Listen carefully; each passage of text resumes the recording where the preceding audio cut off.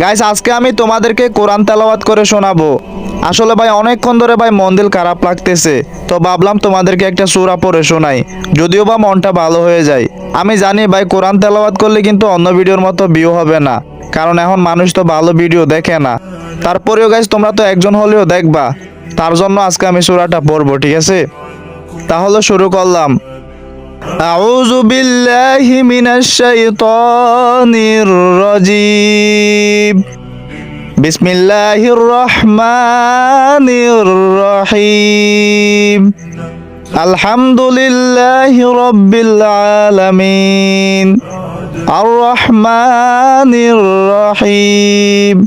মালিক ইয়াউমিদ্দিন। ইয়াকা না'বুদু ওয়া ইয়াকা নাস্তাঈন। ইহদিনাস সিরাতাল মুস্তাকিম।